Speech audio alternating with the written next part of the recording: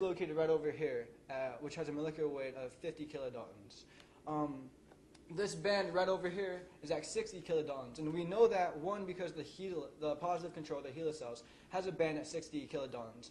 Also, we loaded a kaleidoscope ladder, which does not show up on the film, but does show up on the nitrocellulose membrane. So by comparing this band to the collider on the nitrocellulose membrane, we were able to figure out that this is indeed 60 kilodaltons.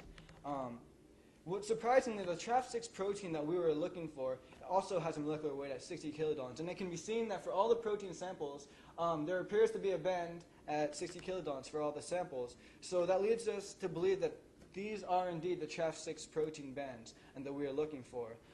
This is based on a variety of reasons. One, that it's almost directly above the heavy chain. Again, the heavy chain is at 50 kilodaltons. Two, this is the same size band for the TRAF6 protein as the band in the HeLa cells at 60 kilodaltons. And three, the band is present in all the protein samples. So taking a closer look at this TRAF6 band, the most important information that we can get from this is that the LPS aposymbiotic aptasia, or the immune-stimulated aposymbiotic aptasia, has the darkest band, which indicates the highest concentration of the TRAF6 protein. This provides more evidence that the presence of symbionts does in fact inhibit the TLR pathway and suppresses the immune system. Again, because the LPS aposymbiotic aptasia do not have the presence of symbionts, that allows for a greater concentration of the TRAF6 protein.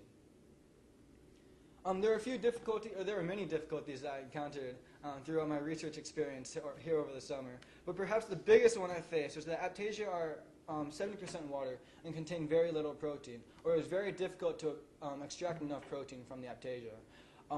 Because of this, it is very difficult to obtain enough protein to yield optimal results. And for this reason, this is going to be an ongoing experiment that will continue during the academic school year with the purpose of, one, reproducing the same results, but using more biological replicates so more protein can be extracted to yield more optimal results. And if this is successful, two, search for other proteins related to the TLR pathway, such as ubiquitin.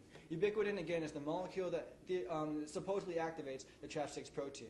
But based on the information we have so far, we concluded that, one, the TRAF6 protein is present and activated in aptasia. And again, the TRAF6 protein is located in the TLR pathway. And we conclude that, two, the highest concentration of the TRAF6 protein is in immune-stimulated aposymbiotic aptasia. Again, as a reminder, the presence of symbionts inhibits the TLR pathway and also upregulates the TGF-beta pathway.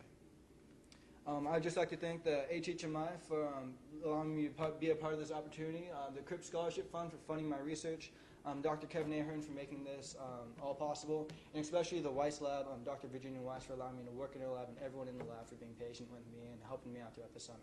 And thank you guys for allowing me to be here today to present my information with you.